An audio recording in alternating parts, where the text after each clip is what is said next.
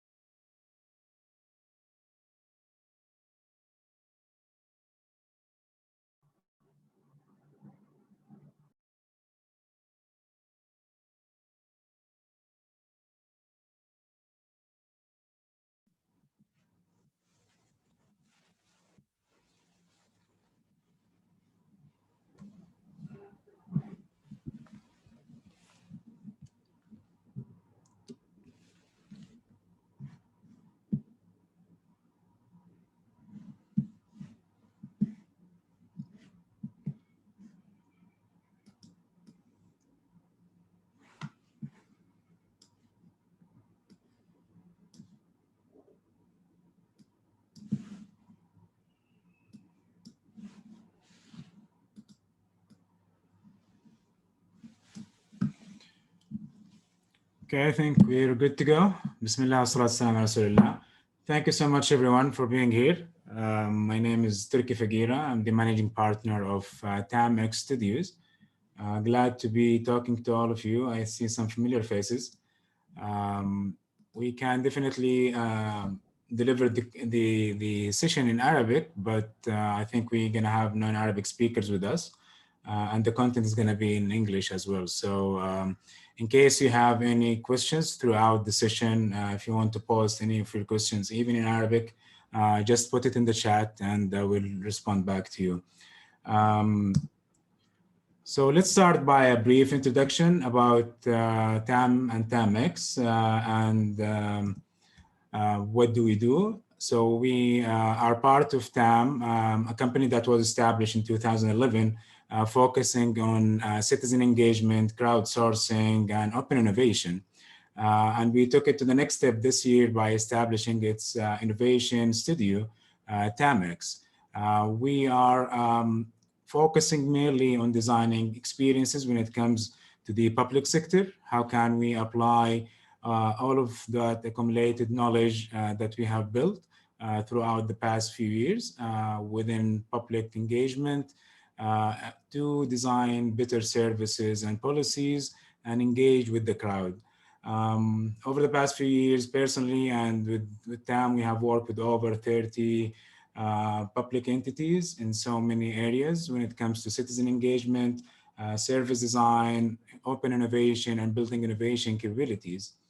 Our main focus today is to apply that, the power of design to design seamless citizen experiences, apply open innovation in policy design, redesigning internal processes and become more efficient and redesign employee experiences accordingly, apply crowdsourcing and open innovation as a main tool for innovation and disruption, and using that behavioral design and psychology and behavioral economics as a main tool to drive change, inshallah, in the economy.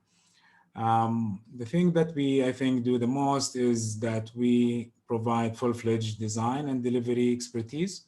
So we design those experiences, we develop it using our digital and solutions arm, and we have very strong delivery team that takes that to the next step. What we would hope to achieve is that we have that full cycle of applying the innovation process from inception to impact.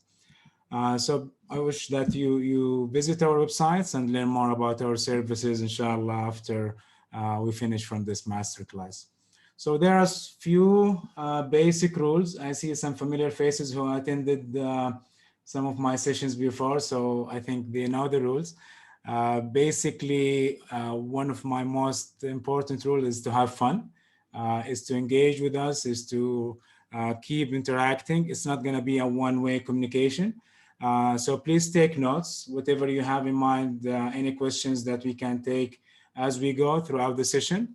Try to interact, ask questions with your colleague in the chat, share your experience in our social media at TAMX Studio, and inshallah, we're going to come out with some very fruitful insights, bidnillah.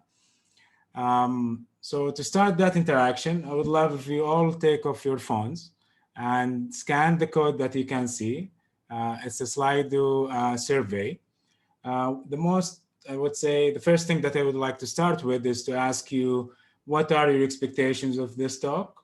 What do you wish that we focus on? So if you can scan the barcode and start typing that one thing that you wish to take out from this session. So we're gonna have a live feed now and start seeing your inputs. Go to slido.com, hashtag TAMX, and answer the first question.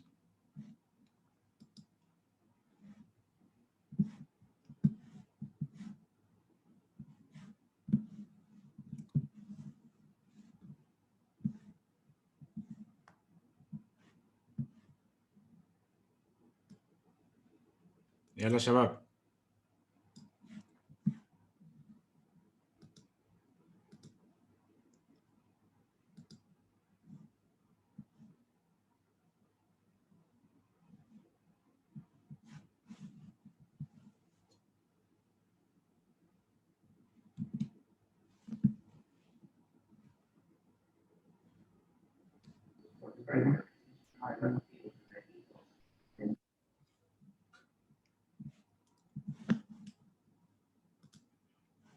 scan the barcode and start writing one thing that we would like to focus on today.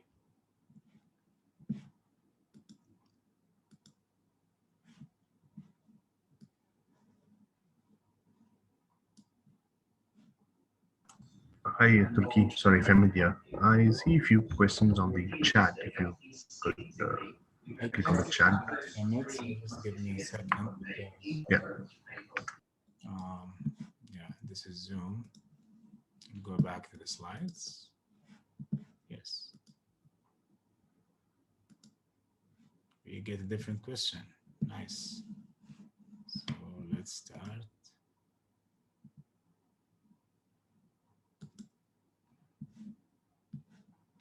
Nice. So I think now it is working. Muhammad.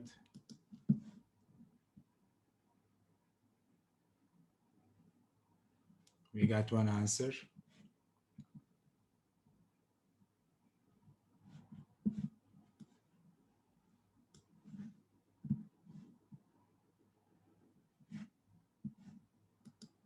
So we're trying to do like a small test. Yes. Nice. Before we start, yes,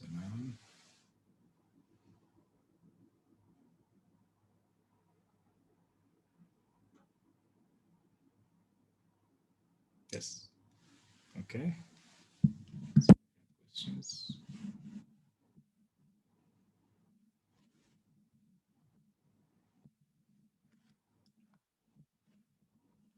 Okay, never mind. You can write it down in the chat then, Ajay.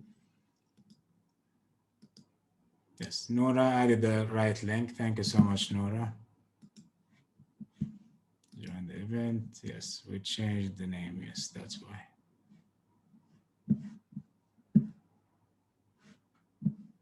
طيب.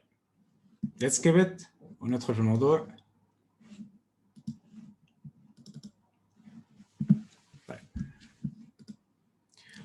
So basically, we're going to be focusing on three major areas today, inshallah. So why CX is not CX? Why citizen experience is not customer experience? What is the difference and what are the drivers and why do we want to try to make that paradigm shift to shift the way we think about citizen experience comparing to the typical customer experience methodologies? What are the building blocks for establishing innovative citizen experience programs within your organizations? And what are the co-understanding, co-creation, and co-designing tools that we can apply for citizen experience? So why are we here? The biggest challenge that I've been facing and seeing with so many organizations today, especially in Saudi Arabia, is that we got those terminologies, we got customer experience management, we got human-centric design, design thinking, and so on. But how can we really apply it in a very complex scenario? How can we apply it in a very complex situations, especially when we speak about very, very dynamic, wicked problems like poverty, education, waste management, and so on. What are those things that we can take it in reality, in action, and take it to the next step without being too theoretical about it? And there is that force that we need to apply, and innovation is becoming a mandate on us. We want to become innovative. We want to be citizen-centered, but honestly, we don't know how. There is that gap that will take me from point A to point B. And some of those gaps are either capability challenges or legislation challenges or alignment challenges between the different organizations. So today, citizen experience has become a central component when it comes to digital transformation, government transformation. In the United States, it's become a presidential mandate to focus about the citizen experience and to apply it within all organizations. Yet, all of the data, all of the statistics within citizen experience proves that the gap is still there. Governments are not able to connect or to communicate with the citizens, or to get the voice of the citizen the right way, and to meet that need. So why is that? Going back to the basic definition of innovation and design, um, innovation particularly is as a process that help us take um, problems from inception to creating impact. Whatever that impact is it financial, is it social, or it is legislations? We define that impact, but still it's not a straightforward process. It's a very messy process. It's not linear, and we need to be very adaptable, especially when we work with such complicated problems. The type of problems that we deal with are very dynamic. It's not fixed. It's changeable. It is networked and it is interconnected. It is open. That means it reaches to the majority of population. We're speaking about, if you speak about Saudi, we're speaking about 30 million nationals, expats from different levels. So that problem is actually not only targeting a small segment, it is speaking to everybody. And that problem is very complicated, very complex. It is owned by so many stakeholders in the ecosystem. There is no one owners. So how can we tackle that? The challenge is when we think about citizen experience the same way we think about customer experience, we only see that the edge of the problem. We only see that iceberg. There are so many hidden root causes. There are so many interrelated causes. So the first step should be to reshift our way of thinking, having that mindset change. It's not about the tool. It's not about the owner. It's about applying so many mindsets, so many techniques, and so many methodologies at the same time. And I think the government role here is to orchestrate all of those tools and methodologies together. Let's take a simple problem that we have and we see every day. If you live in Riyadh or in Jeddah or in any major city, you probably got stuck at some point in traffic. So if we wanted to analyze that traffic jam, is it a problem of the police or the municipalities or the lack of awareness of the drivers who are not obeying the driving rules? It's a very complicated issue that honestly many couldn't find a solution for. A personal issue that I faced, I remember 15 years back when I was in college, any Saudi remembers the الملف الأخضر or الملف العلاقي. Anyone who wanted to look for a job had to have that green file where you have all of your certifications, all of your papers scattered in there. And you had to go looking for a job. Nobody answers their email. There are no enough websites. There are no enough recruitment services to help you find a job. Alhamdulillah, maybe today things are getting better, but in those days, that was a really frustrating experience for me. I remember then that I decided that I would do whatever I can to make it an easier process, to learn whatever it takes to make government services much easier, to stop waiting in lines, to stop having that anger, that frustration from not being able to achieve your task in a very easy way. I think this is our responsibility. If you can think about one similar service that caused you frustration or anger before, appreciate if you write it also in the chat. Let me hear your stories. What major, I would say, service that you have seen over your career or your personal lives that caused you anger, that caused you frustration? Please write it down. Let's hear from you, guys. Let's take a minute for this. Any volunteers? أي معاملة حكومية المهند? Any government transaction? Would be great if you can define if it's now or before. Have you seen any improvement in that government service or government process?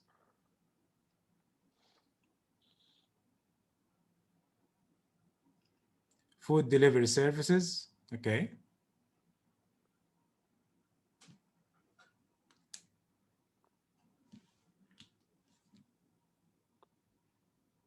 Any more? Hospitals? Salam. I would say schools as well and education systems. Something that we need to think about as government officials is تعميم خاطئ لكن نضرب مثال خدمات الأحوال المدنية ووزارة الخارجية. Exactly, yes.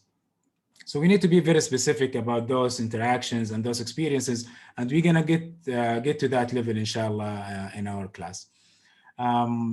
We have a responsibility as public servants to design the quality of life to our citizens.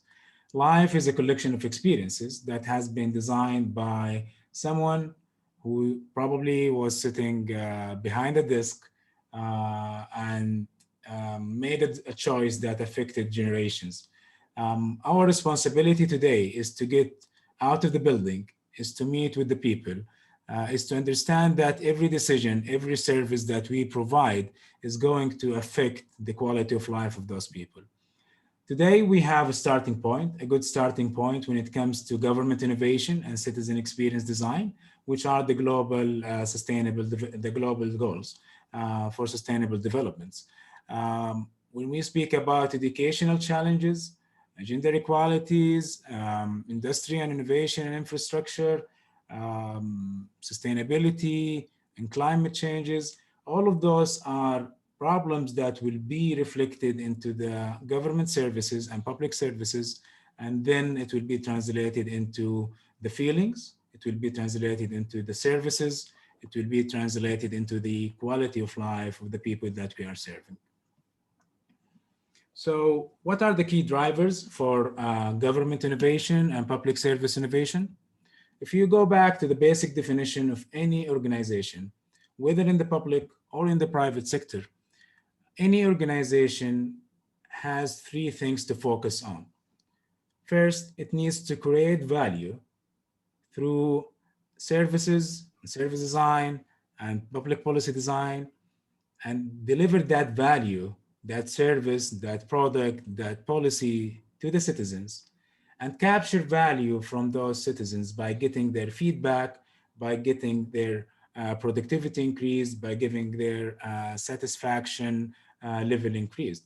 The same goes for the private sector. They need to create a product, deliver a product, and capture a monetization value from that product, for example. Thinking about it from that, I would say, high-level approach, make us more focused into focusing our, I would say, activities into those three main pillars. How can we create value through design? How can we deliver value through our service delivery techniques? And how can we capture value through our customer management and citizen management techniques? The public sector responsibility today toward the citizen is to create better services, solve complex challenges, and be accountable for the future of the nations. Hence comes the citizen experience innovation. To start, we need to think about the citizen. The citizen that I mean here is anyone who lives under a certain country, anyone who breathes in that air, anyone who benefits from the services that it is provided, whether they are nationals, expats, or visitors. The public service in particular has been leading all of this design and innovation activities over the past few years. In a recent research provided by the Service Design Council, it shows that government has been one of the major spenders when it comes to innovation services, service design, user experience design, applying design in the core of the government. Yet, I would say there is still a big challenge when it comes to achieving the results or gaining the results of that design innovation. One of those challenges is not being able to define the role of the government when it comes to innovation. Is the government an owner? Does it own all of the innovation agenda? Does it drive innovation within the country or within the nation? Is it a funder? Does it only provide money to those entities? Or does it collaborate with the private sector to co-fund those innovation programs? Does it partner with the private sector, the accelerators, the universities to generate new products and services? Or does it take design as a service? So they are clients, they bring design studios like us in TAMX and ask us to design services for them. The last role is the government as an endorser. So the only responsibility of the government here is only to endorse innovation programs, to help in the public communication, to allow people to, I would say, communicate and understand the rationale behind government. So there's no right or wrong here. Is that the most important part is to define which hat and which role and when that role has to be played within the government and citizen experience program. Let's see the question that Muhannad has said. So one of the biggest challenges, in my opinion, is the alignment between different stakeholders. Exactly. Muhannad, we're gonna get to the ecosystem and the complexity of the ecosystem. The biggest challenge in any government ecosystem is the alignment, is the ownership and the communication between all of those stakeholders. Today, we have in Saudi over 200 government entity. We have over 80,000 government services. Only 900 services are digitized. So this shows a big gap. I mean, alhamdulillah, I think we have reached to a very high maturity level when it comes to digital transformation, yet there is so much room for improvement. There is so much room for being citizen-centered, human-centered, applying design principles into achieving better interaction with those services and products and policies. When you speak about 200 entities, we speak about almost 1 million small enterprises, medium sizes, companies, large corporates, universities, accelerators, incubators. If you can think about that map of the major players in the ecosystem, it's a very complex system. It's a very complicated scenario. How can I align between research institutes within universities, with government entities who are focusing on operations, with service providers in the private sector who are, I would say, focusing on profitability and coming out to the market and sustaining their business? How can I connect the dots? How can I think about all of those entities working together in a seamless process? This is a challenge. This is one of the major dilemmas in government innovation. We need to rethink those relationships. We need to rethink those roles. We need to rethink how those entities are interconnected and interrelated. I think we should measure success by the ability to design and develop fulfilling experiences to the customers, to the citizens, and the employees. If I'm not able to design, deliver, and manage those experiences, I didn't do my role as an organization within the public or the private or the academia. So why citizen experience doesn't work for customer experience? Why the typical tools or thinking about one way of frameworks, one way of toolkits will not be able to help us achieving a proper government innovation in the future? What happens if we think about citizen experience the same way we think about customer experience? Would that work for us? Definitely it would. In some areas, we have seen approve when applying customer journey mapping, customer experience management, design thinking, and service design to solve citizen experience issues. Yet, we can't just think about it only as from one side, from one perspective. We need to think about design in a more holistic way. We need to apply more tools more frameworks that fits with the type of issue that we are facing. So we have 4 types of issues. Any issue starts as a simple issue, a simple problem that we probably have a very clear definition for. We have consensus موافقة موافقين ومتوافقين عليها. So we have that clear alignment, I would say. That simple problem, we have enough knowledge to solve. In that particular quadrant, ideal, I would say, design thinking and co-creation tool will be very beneficial. But if we jump to the second quadrant, we're gonna take, when we speak about ethical issues that no 2 people in the same room will be aligned to, ما نقدر نعمم, as Muhammad said, تعميم خاطئ. We still have knowledge, we have the tools, we have the frameworks, but we can't bring people in the same room thinking the same way, trying to solve it from the same perspective. And this is a big challenge. We jump to the issues that is, I would say, scientifically difficult, things that we need R&D, we need technological innovation for. So that requires subject matter expertise, requires scientific research. We have little knowledge about, we don't know how to solve it. And COVID-19 is a great example of an issue that we are facing today, that experts and scientists don't have little knowledge about, haven't seen such epidemic before, don't know an example for it. So it will be very, I would say, shallow thinking if I assume that a design thinking workshop will solve a problem such as COVID-19 and the dilemma that we are focusing today. And this take us to the wicked problems, the problems that we have no idea about and we don't align about and we can't connect about. Let's take an example. Vaccination, I would say, التطعيم شلل الأطفال, for example,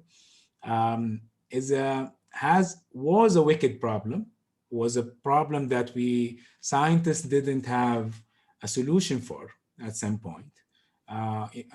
People didn't accept it when they first released the vaccination. It became sort of a similar, simple problem when scientists found out the vaccination and came out with the formula. So now we have more knowledge. We have the technology, which is the medicine or the vaccination. When we tried it, let's say when the doctors and the physicians tried to take it to the market, they faced an ethical issue because religious people, the church in the States in particular, was against vaccination. It was haram. It wasn't. It was a taboo. It was something that no one can do. So now they are facing an ethical dilemma. They have the knowledge, they have the solution, but they don't have the consensus. So how can we ensure we bring people to the same table? So now it became a wicked problem. It's a problem that many people today are against vaccinations. How can we think about it from a different perspective and connect people together? Let's think about a unique service that Saudi has today that no other country has. Hajj and Umrah. Every year we have millions of people coming to Saudi. How can I align all of those stakeholders together? When COVID-19 came, we had to take a very bold decision to stop Hajj and Umrah because to maintain the health of the people. When it came back, we did a great job, alhamdulillah, into saving people's lives, aligning with all of those stakeholders. An amazing achievement that I think we should write books about. We should write case studies about. I'm so proud of it. Yet,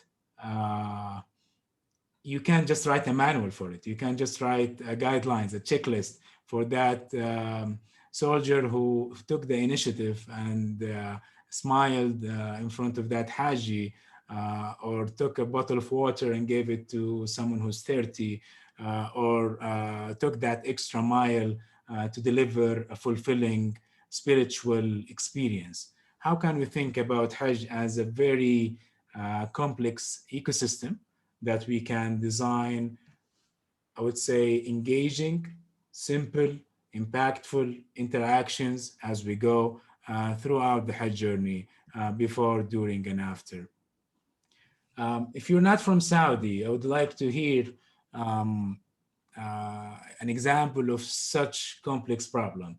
What complex challenges that you face in your country today? That would be a great insight for us to understand as well. So thinking about such ecosystem, we need to think about. Are there any questions, Fahmed?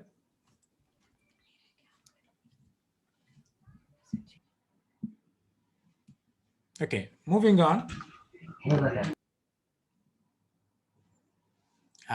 We need to think in two ways. We need to think top down. We need to think bottom up. We need to think front end and back end. I mean, from the front to the end and from the back to the end. When we think about interactions, we need to apply user experience design to think about the user needs, to think about the interactions of those users, to design those products, those services that will be fulfilling, will be very easy to use with the users. We need to think with service design and apply service design methodologies to develop services that sees the light. They are intangible by nature. It connects so many interactions together. It has policies, it has touch points, it has back-end employee experiences, customer experiences, all together that will produce us new systems. And those systems, interconnected systems, will generate the citizen experience. And this is where we need to apply system thinking as a major tool for change and for development. And innovation management as a methodology to orchestrate all of those touch points, to orchestrate all of those initiatives, all of those services, all of those experiences together. Innovation management allows us to think about the entire process from inception to impact, allow us to see it from, a top view, to orchestrate all of those engagements, all of those interactions throughout the life cycle of the citizens and the experience. System thinking is something that we are missing, honestly. It helps us think about how things are disconnected and how can we connect the dots. It helps us think about linear services, about linear journeys, but yet journeys and journey maps and customer journey maps are not just linear. It's not just one A4 or A5 or A0. I think one of the largest journey maps that I did before were like 7 meters wide. That way of thinking about journey maps, interconnections, or customer experiences has to be taken about to the next level. Where are the silos? Where are the emergencies? How can I dig deep to the smaller parts and connect the ecosystem as a whole together? How can I analyze using quantitative research and synthesize using qualitative research, and see the relationships, see the partnerships, see the roles of all of those organizations and stakeholders in my ecosystem. So Mohannad, yes, it's a big dilemma. It's a big issue. And I don't think any government today has the answer. But I hope if we thought about it in this particular way, we can definitely bridge the barriers and close the silos between the players. So let's take Firas' questions. Have you attempted to implement your model with any government entity? Definitely. I'm going to come to the model for us. So we have been working, and I'm going to emphasize now into the components of the model. So our model now, we have been, personally, I have been in the market for the past 10 years trying to disrupt, building the culture of innovation and building innovation engines inside organizations. I'll be sharing some of those success stories and failures as well, inshallah, with you in the upcoming slides. If we don't have any questions so far, I will be moving on.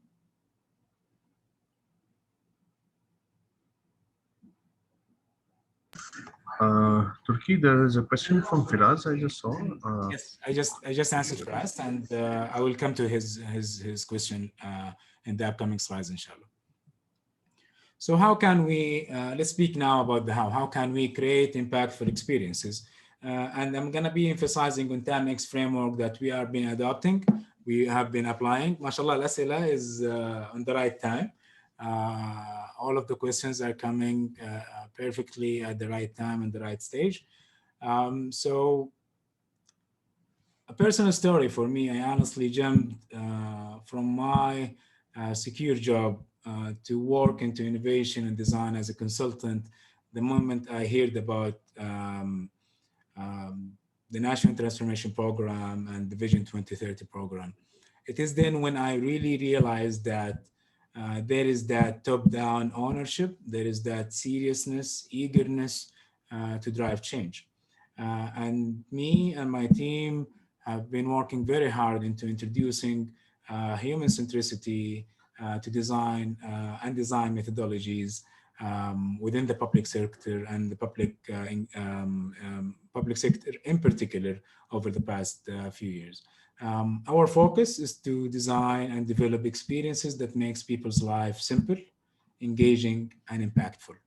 If we don't simplify the way people interact with our services and experiences, we're gonna face frustrations. If we don't engage them in our design process, we're not gonna be answering their problems. If we don't create impact, then there is no, I would say, there is no meaning in everything that we do.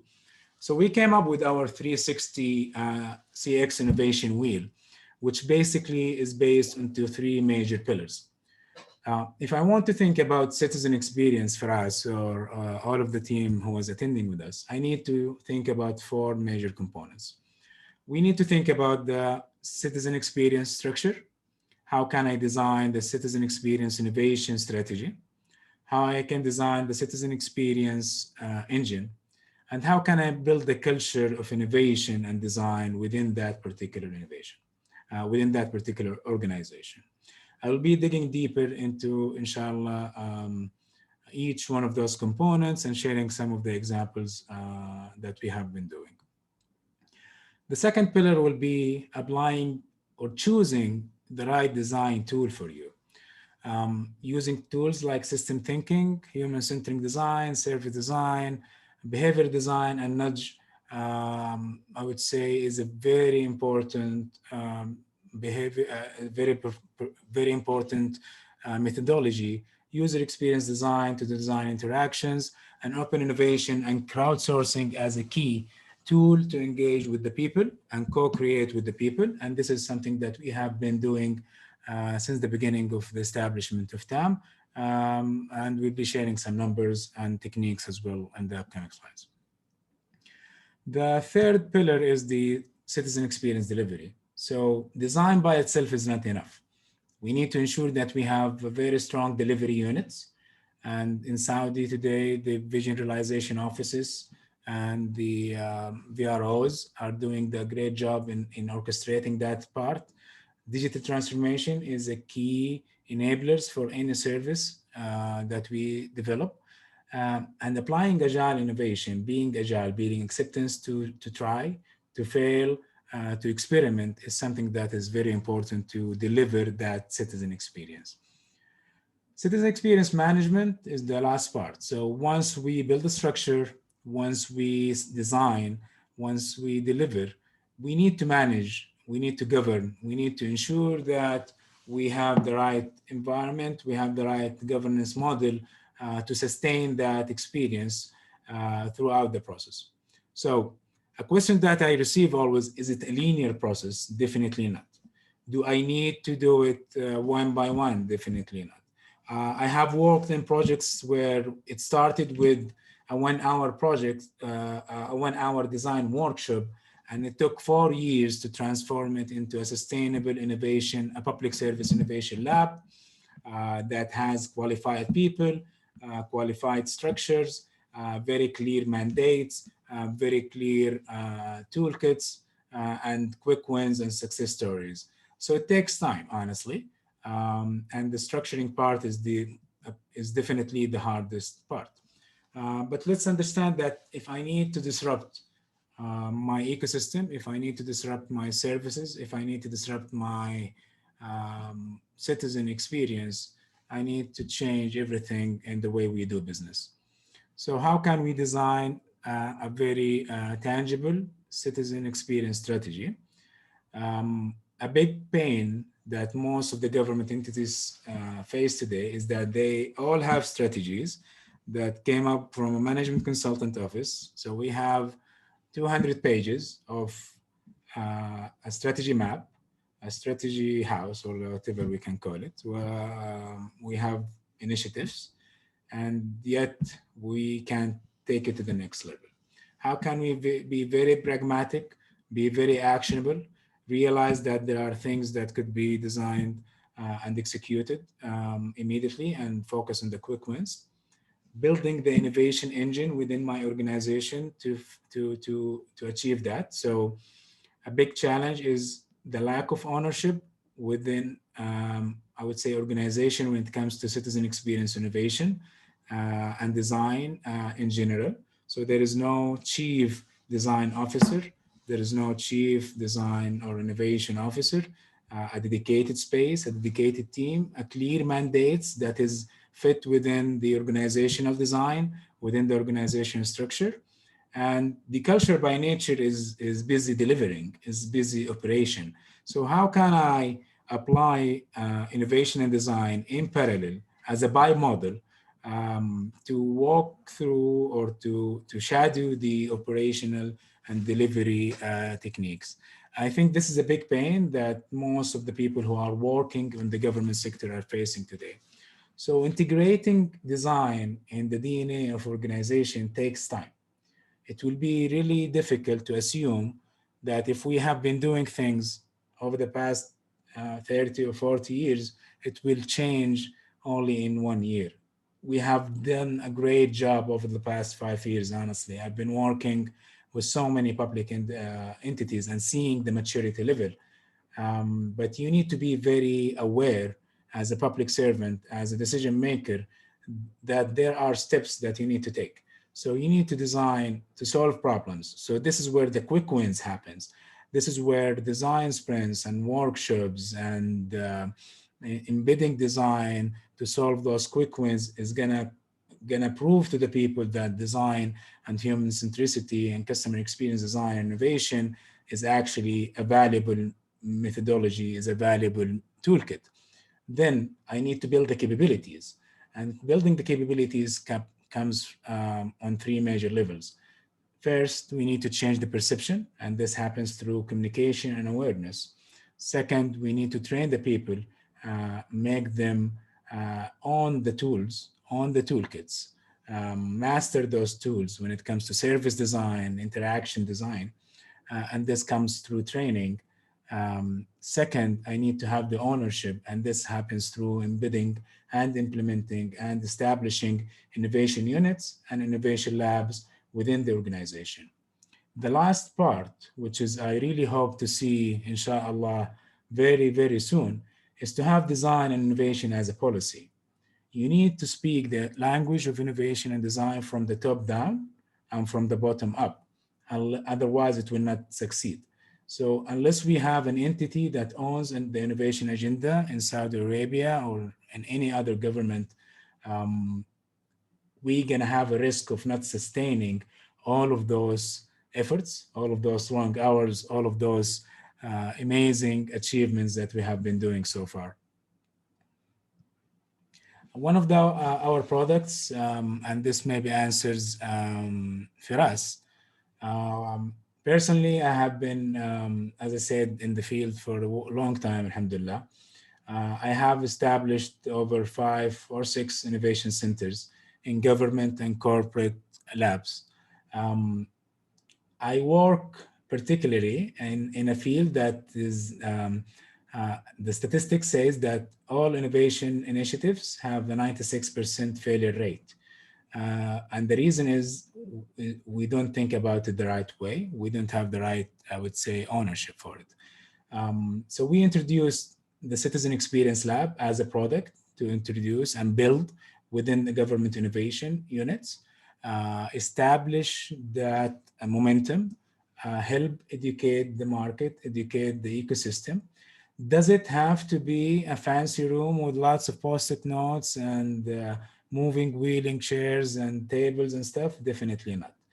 We're saying that you can establish your unit, you can build it with the, I would say, most affordable ways, focusing on applying quick wins, focusing on building the culture, raising awareness, and getting the insights and do that paradigm shift within your organization with a very clear roadmap of maturity and organic maturity that you need. It's wrong to think that if I invest so much time and money to build fancy rooms and fancy systems and nobody use them, and then I'm going to create impact. We need to be very honest. We need to be very clear about the goals of the innovation agenda within your organization. And we need to define very clear outcomes of such innovation engine, innovation lab. Hopefully that small space will graduate into a unit that will disrupt and will generate value across the entire organizations. Something that I always tell my client is to be very clear when defining your innovation lab agenda, is to be very specific about its mandates. What is the exact outcome of the innovation lab? Is it working in the expansion field? So you already have a product or a service that requires to be expanded and improved. And this is where product innovation and go-to-market strategy would work the best. When you speak about transformation and policy design, we need to get to the second quadrant. It's a quadrant where we are more engaging with the people. We are co-understanding with them. We're focusing about a system level. If I need to involve, so it is, I would say, a living lab that is mainly focusing on research and getting insights, or a platform, a crowdsourcing platform that needs a virtual innovation center that needs to get the insights from the people, or it's only there to enrich, to add that extra human centricity aspect to it. A nice study was done by Service Design Network and Dutch Telecom, did this typology of innovation centers across many countries, and policy labs and government innovation labs and living labs play a major role in them. And Muhannad, unfortunately, some entities are utilizing innovation as a tool for publicity, not a tool for problem solving. I would say yes and no. So publicity is important, I think, Muhannad. You need to inspire. You need to engage with the people. The problem is that you shouldn't stop there. You should walk the talk. You should apply whatever knowledge and tools and prove to the people that you're actually delivering what you're promising. This map shows the investment when it comes to innovation centers globally, public innovation labs in particular. Definitely we need more in our region. We need more ownership when it comes to public policy and citizen experience design. A great example of why those or how those innovation labs works together is the DESIS or DESIS Innovation Lab Network, where 40 innovation centers, 40 public innovation centers are connected together. So we don't have to reinvent the wheel. We can tap into the knowledge hub of all of those people who actually tried it before, who solved complex problems and apply those lessons learned in our innovation centers and our innovation. كوكا يلا ادخل المدرسة يا كوكا. أهلا وسهلا. كوكا. جوان. أدخل المدرسة. لو سمحتوا إذا بس نقفل المايكات تكرما. Famed, if we can please close all of the mics, please. I think this is something that we all go through nowadays. I put all of my kids in one room. I closed it before we started the session. So this is a normal situation, I think, that we have been living with. Sorry for that. Fine. Building capabilities, as we mentioned, is something that is very important. When you start your capability building programs, it's good to think about the 3 levels that we have thought about before. How can I change perceptions through communications, through public engagement, through co-creation and co-understanding? Publicity here, Muhannad, again, is a key driver to changing, I would say, perception. Some people are against, I would call it, innovation theaters, hackathons and jams and stuff, but yet it's a very efficient tool to make people believe in those mindset and to see the value of it. So invest in such, I would say, perception changing initiatives. The second layer will be the toolkits, how to master the tool, how to be efficient, how to be a practitioner. And this happens through experiential learning. So it's not a one-way communication with you and your employees and your major players in the system. The second thing is, or the third pillar will be to think about empowering the leaders with the right, I would say, design leadership techniques to embed innovation engines and innovation units within the organization. NISTA has a very nice report that I highly recommend for any government officials planning to embed innovation training and innovation design capability building, I would say, within their organizations. That is focusing on the 3 major pillars, like I was saying: how to lead, how to work, and how to accelerate the learning and the adaptation of those methodologies and tools. Would like to hear from you if you have attended, any public training programs when it comes to citizen experience design, customer experience, and service design. What was the realization afterwards? When you went back to your office, when you applied that knowledge, when you applied that tool, what sort of lesson learned you faced? What sort of resistance maybe you got from your colleagues? Tell us more about your experience.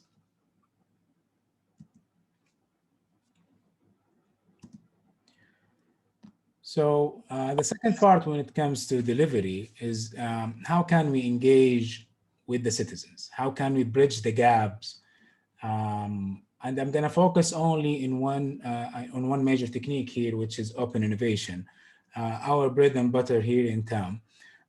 So how can I engage, co-understand, co-create, and co-design with my citizens, with my target audience? And crowdsourcing here is the major technique and the major tool. Citizens today are tech savvy. My daughter, Dana, she's 2 years, mashallah. She knows how to use my phone and my iPad, and she doesn't speak yet. So the next generation is going to be really savvy. They're going to be more demanding than us. They're going to demand more interactions, more engagements from the government rather than what's happening today. So how can we, I think there was a video where one of the boys who was homeschooled was asking Alexa to solve his math assignment. So it shows that we're getting old, I think, and our kids are speaking a different language than us. Customer experience, citizen experience, and interaction design is going to be totally different in the next few years. So how can we bridge the gap? You all know Home Alone, so you don't have to be like him. You don't have to do it yourself. How can we engage with the people? So to activate the innovation ecosystem, we need to reach out to those people. We need to communicate with them. We need to apply and I would say use the wisdom and the power of the crowd in our initiatives. In TAM, we have developed a very unique model over the past 8 or 9 years. A model that is focusing into transforming citizens or public in general from distrusting you into become more involved, more aware, and more empowered.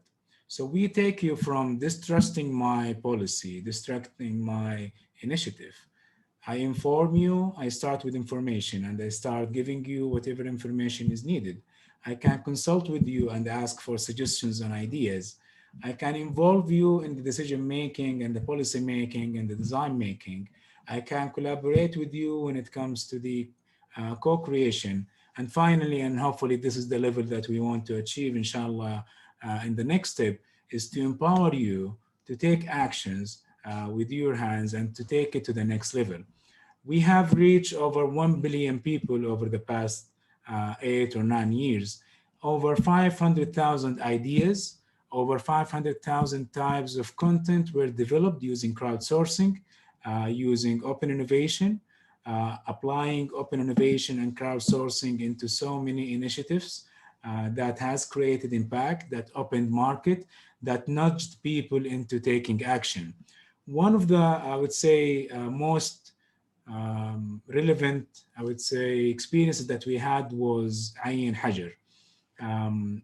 We all know Al-Ula and the wonderful rock formations, the unique rock formations that we have today there. Can I nudge people to move, open their phones, go take their cars and find a unique formation, take a picture, geolocate it, give it a name, and raise awareness about that location to attract tourism in that particular, I would say, area.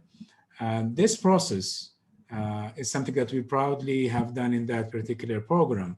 So we were able to design a gamified experience where people are nudged to take action, to support the government into designing better experiences, into improving quality of life, and open, I would say, business opportunities for tourist guides in that particular region.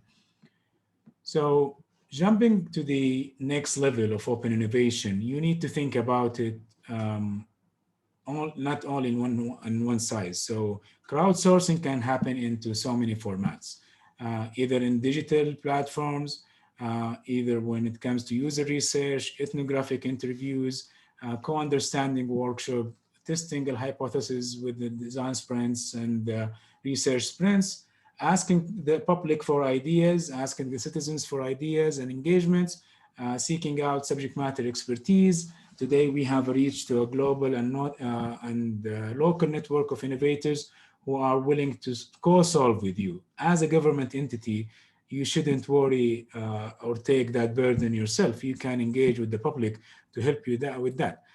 Engage with the people in physical and virtual activities like innovation jams and hackathons, prototype and test with the people, and conduct live experimentations.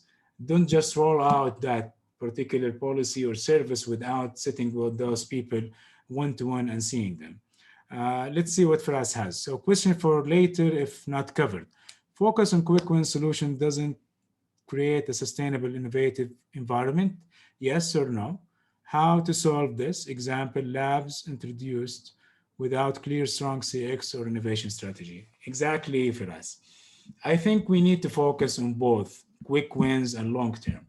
I think having innovation units, having innovation hackathons, having public engagement will help us achieve the quick wins, will help us achieve the immediate needs, because by nature, we can't forecast, we can't see the future, right? What I can do is to invest in building the structure. So if you go back to the 4 pillars of our framework, the structure takes time.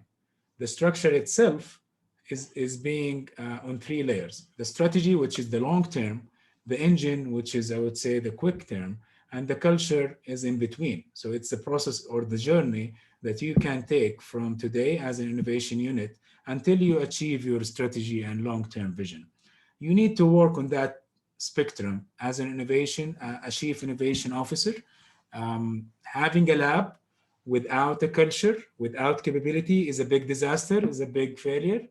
Having a lab, or having a hackathon or a jam with having an innovation strategy and long-term vision would mean that it will turn into an innovation theater, which is something that we don't want to achieve. We need to balance between the quick term and the midterm and the long term as we go. We do this a lot. We try to balance between all of those layers, engaging with the people, engaging with all types of citizens, being modest, honestly, bringing everyone يتربعوا على رجولهم. Sorry, it's in Arabic. I don't know what's the term in English. I have brought public officials, CEOs, young entrepreneurs, all on the same table from public and private sector, working together informally, I would say, without all of those barriers and trying to solve problems.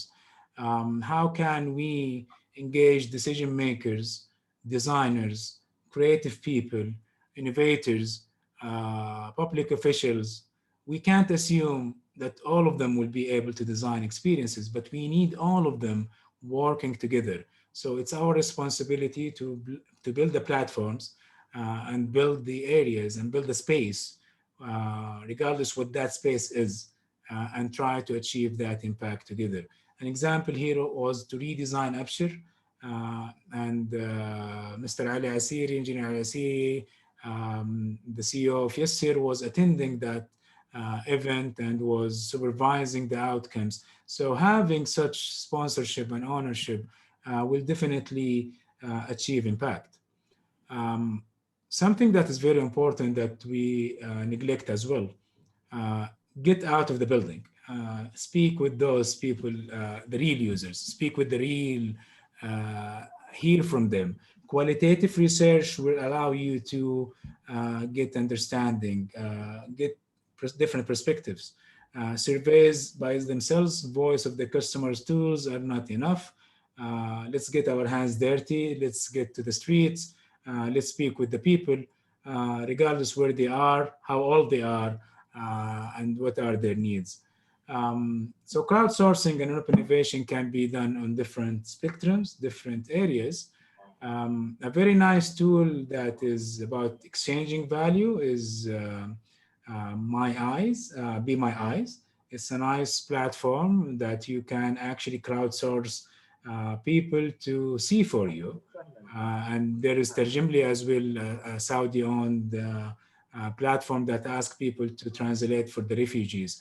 So think about crowdsourcing from different levels. How can I give people a platform, a place where they can take it to the next level? They can build with it. How can I design a space where we can create together? How can have a space where we can exchange ideas, like Lego ideas, for example, and all of the platforms, منصة فكرة اليوم with the small and medium enterprise authority is something that we have been running, learning through user experimentations, exchanging value and creating opportunities for the market, and coordinating with the individuals toward the shared mission. So engage with them, make them believers, and transform them from distrusting to empowerment. I think this is a very important mindset that we need to think when we engage with the crowd, when we engage with the public. The third pillar is the experience delivery. When we think, unfortunately, when we think about experiences, when we think about customer journeys, we only think about a linear process. Yet customer journeys should be more interactive. It looks nice, I mean, when it is visualized and everything, but it is messy. You need to cover for all of the interactions, all of the major interaction in particular, not everything. You need to see the needs of every user. You need to think about the employee's needs. So you need to design for the employee experience, the backstage experiences. You need to design for the deep interactions. What happens is it's very easy to judge a service. It's very easy to judge a public service that it is good or bad, only because one interaction in that journey or in that process failed to achieve. Let's say I can easily have people backlashing me on Twitter just because one touch point, which is my call center or my app, wasn't working. And this honestly destroys amazing efforts and lots of hours and so many potentials and operational efforts that has been happening by that particular organization. So think about it holistically. Think about the service in general. Think about the steps. Think about the interactions and focus on those interactions, the most important interactions on the front stage and in the backstage when you design experiences. And this is where holistic systems and service design can actually help.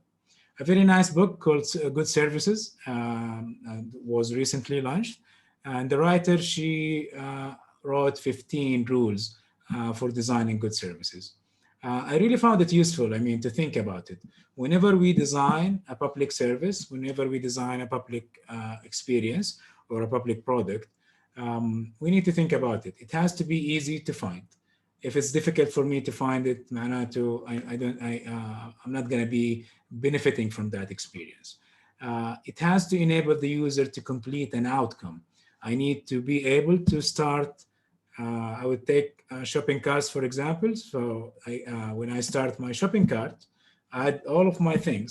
Then you ask me to sign up. And when I sign up, I lose all of my items. This is frustrating. This happened to me a few days ago. So I'm still angry.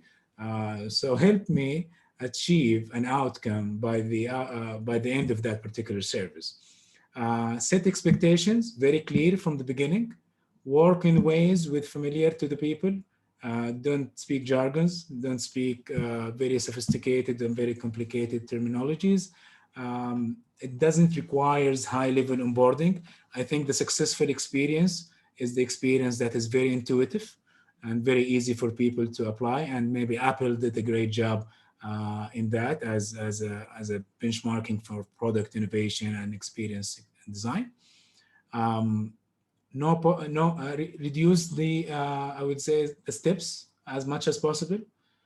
It doesn't have to be a very lengthy user journey. The less, the better. The more concise, the better. It is usable for everyone. We need to think about equality here and how people are being, I would say, taking the benefits out of that service equally. How can I drive and nudge the right behaviors within that particular service in each interaction, in each touch point? And behavioral design and behavioral economics is a very important technique to learn here. Clearly explain why the decision has been made and make it easier to get human touch and human interaction. And this is, I think, a very important point. Don't just release a call center, don't just release a mobile app without being able to connect with you, without being able to hear a human voice, without being able to get some inquiries. This is another silo that we need to break. So have the mix of the digital interactions and the human interactions and the frontliners who can help you achieve that experience and that service. Service design and service, I would say holistic service design is all about making the service you deliver useful, helpful, and efficient and effective, and achieves the goals for the people who are using it. I was talking with one of our clients the other day, and we were speaking about the management of the experiences. Something that gov.uk did very well, I think, is that it established a one-stop shop service design and experience design library, where as a public servant, I can go, I can download all of the templates, I can see all of the guidelines, I can ensure alignment between all entities. There are very strict rules. If you want to launch, let's say, a digital platform, you need to follow it. We can see clearly today that the inconsistency of so many digital public services in the market. So having such standardization will help you govern citizen experience, will help you govern citizen experience management and citizen experience delivery. And this is only one component from this pillar. So how can you standardize? Help people by building a unified platform, a one-stop shop where all of the government sector can learn what is user experience design is, what is service design is, what is innovation is. It could be a MOOC, it could be guidelines, it could be a checklist. Ensure that you are measuring and tracking every interaction that has been designed in the ecosystem. Ensure everyone are speaking the same language. And I think today it's much easier than before. So it's just a food for thought. What can we do today in our ecosystem? Imagine a platform that can standardize all service design and interaction design throughout the entire ecosystem that we have shared before, setting a certain level of knowledge, a certain level of practice, a certain level of understanding. I think Watani was a great example of a public app or a public service that was measuring 80,000 expertise. I think it requires more knowledge, but it shows that we in the market have good maturity. We can measure and track citizen experiences, and hopefully it will evolve and be led to the next level. So any questions so far? If anyone, yes, UAE has the happiness index, I think, and they were one of the first to introduce the happiness index app. And this is, I think, something that is really needed to get the voice of the citizen, the voice of the customers. All of those pillars we can definitely detail in much more. The reason of this, I would say, talk was to give, for me, is to think about citizen experience in a different way, having that paradigm shift with public servants, designers, and innovators to use open innovation, to use public service in a different way. The spectrum of innovation and design is very broad. Don't just get fixated to one tool. Don't just get fixated to one methodology. It's all about human centricity after all, but use the right tool in the right context. Nesta has a very nice innovation spectrum, an innovation skill spectrum, where it is showing the different types of tools and platforms and methodologies that we can use in the talent space, in the creation space, in the technology space, and the intelligence and data space. As a government official, it's your responsibility. As a chief innovation officer, it's your responsibility to use the right tool, not to go behind buzzwords, not to go behind terminologies. Use whatever it works for your citizens and your target audience, and build your own formula, your own metrics. So when you use structure for innovation, you're building the roadmap for sustainable innovation. This is going to take time. There are quick wins, like we said, changing perceptions, engaging with people. When you design, try to co-create, apply open innovation as a powerful tool to get insights, to empower people and co-design with the people. When you deliver, ensure that you're focusing on the small interactions and the big picture. Focus on the top down, the bottom up, and the front to back, and the back to bottom, and the back to the front. And the last thing, try to capture those emotions, capture those insights. It has to be a mix of quantitative and qualitative metrics to ensure sustainability and I would say progress in your citizen experience. I always like to close with the books that inspires me. Most of the data, most of the insights that you have seen in this talk are from these books. I think there is a good maturity nowadays when it comes to the innovation and the, I would say, the knowledge, body of knowledge when it comes to public innovation and citizen experience design. Highly recommended. I only recommend the books that I read and I enjoyed. So please, maybe we can start, you can join our Tamex book club And the last thing didn't work, sorry, but it was supposed to be something nice. I want you to think about one action, one experience from all of the tools, all of the pillars, regardless where you are today. Are you a designer? Are you an innovator? Or are you a public official or a leader? What is that one thing that you will be doing to improve citizen experiences? This is something that I would love to hear from you. Email me, chat with me, write to me, and let's try to create impact together. One last thing, a reminder to all of us that we live in a wonderful time. We are very fortunate to live in, honestly, in such amazing, disrupting times. I'm seeing it myself. I'm seeing how government entities, especially in Saudi, are talking citizen experience, are trying their best to move towards that. It's not an easy ride, but we have the sponsorship, we have the support, we have the right leadership, inshallah, to achieve it. So let's do it together. If you have any questions, we'll take, I think my time is up, but I can take next 5 minutes or 10 minutes to take any questions offline. Thank you so much for being here. يعطيكم العافية جميعا. The slides will be available, inshallah, on the SlideShare and on Hopin platform as well. I would love to hear from you, from your lessons learned, and inshallah we can collaborate together in creating impact. So thank you so much for your time.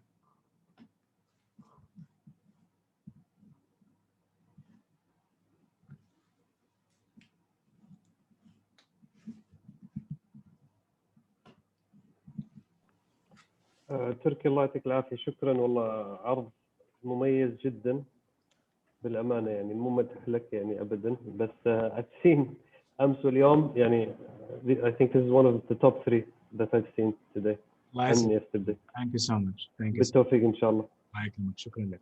السلام عليكم.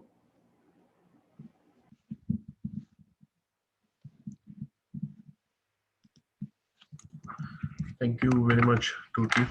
I hope you had a good session today. Any other questions, or we can just end the meeting? We don't have any other questions. Wish you all a wonderful day and a great weekend. I think Dr. Samir is saying something. السلام عليكم. شكرا لك. أنا يعني أعرفك فترة طويلة بس أول مرة أحضر أسمع لك الكلام الجميل. الله يعطيك العافية وشكرا لك. Thank you so much. كرمتنا بزيارتك دكتور سمير حبيبي. إن شاء الله بإذن الله، إن شاء الله قريب. شكرا حبيبي.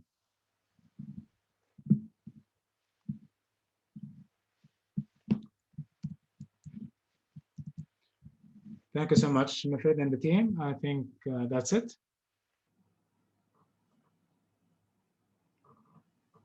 Okay, Turki, I'll end the call. It's also looking to the Sure. Great. Thank you so much. Bye-bye.